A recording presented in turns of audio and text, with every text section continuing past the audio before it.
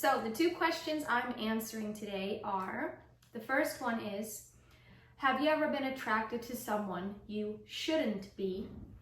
And how did you handle those feelings? Okay, so have I ever been attracted to someone I shouldn't be? And how did I handle those feelings? Yes, I have been attracted to someone I shouldn't be. However, I feel like if there is attraction there, in some ways, I guess it should be, because it is. I think it's a matter of how are we dealing with the feelings, kind of like your question here, and how did I handle those feelings?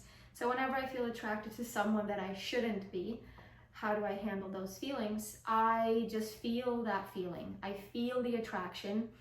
I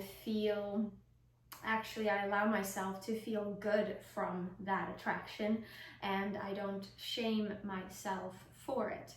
And to be quite really honest here, sometimes, yes, I have fantasized a little bit and,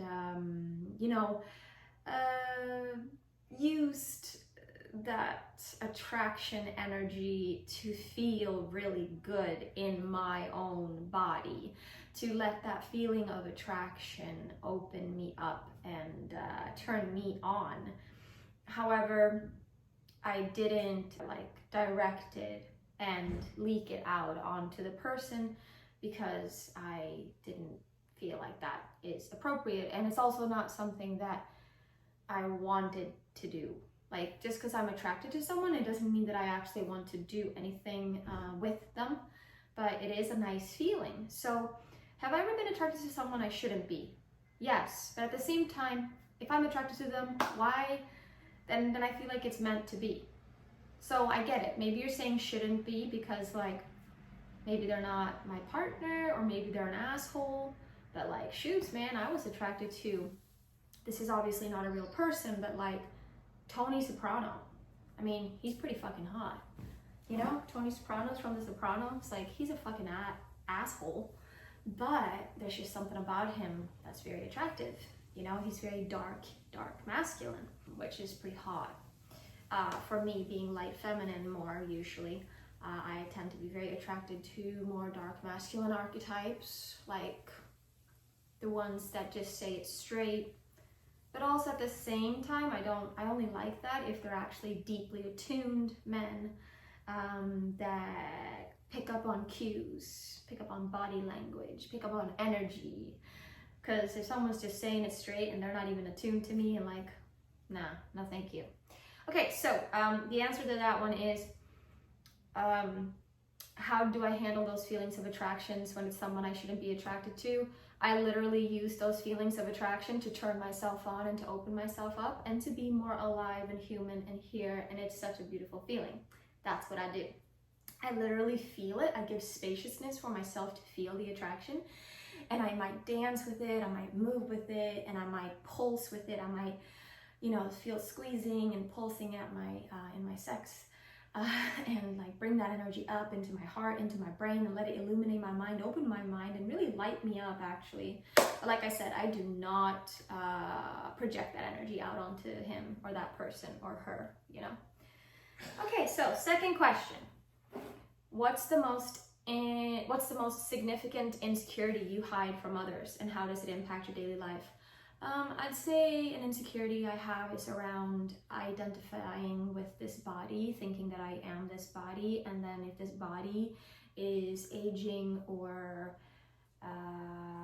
not looking how I think it needs to look in order to be in the label of beautiful, then maybe I feel insecure, because maybe there's still some subtle energy of a part of me thinking that my worth is connected to my physical beauty. And the insecurity is really coming from being overly identified with this form, with this body, not remembering who I am beyond this body, and being really,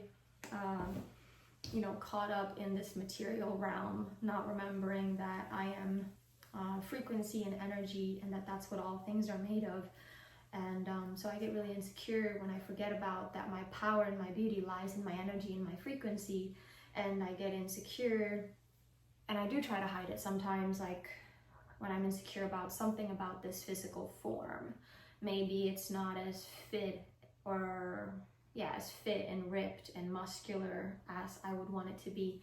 Maybe the skin is not as clear as I would want it to be, or the hair is not as thick. It doesn't matter. You know, these are all really subtle things, because to be honest, I've done a lot of, I guess, work on this in this area of really coming to love in myself, with myself, because I feel like life is too short to be hating on myself, judging myself and what this form looks like.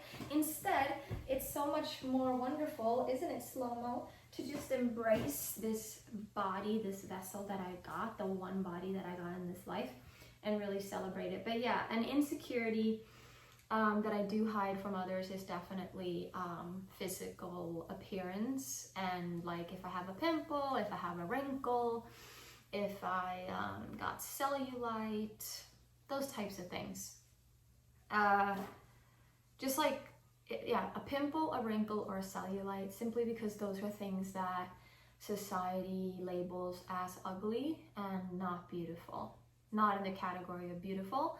And then I sometimes get insecure because I'm like, well, if I'm not in society's standard of beautiful, am I really beautiful? Because I get overly caught up in that stuff. But that's why it's so important for me to meditate daily, to be out in nature more, to fast, to pray, to be connected to reality, which is actually beyond physical, and which is so much more than physical, so much more than what the two eyes can see. It's so much more. So closing actually the two physical eyes to open up the one eye and to truly see reality is the answer for me. And that's something that I do every day. And also near-death experience really helped and illuminated for me who I really am, which is definitely bright, beautiful, and the greatest light of all. And that is you, and that is me, and that is all. There is zero separation ever. So yeah, those were the two questions. Thank you so much, subscribers of The Amanda Show, for asking the questions, for emailing and asking the questions, and also feel free to ask more questions. I often reply via email, but today I wanted to reply via a video.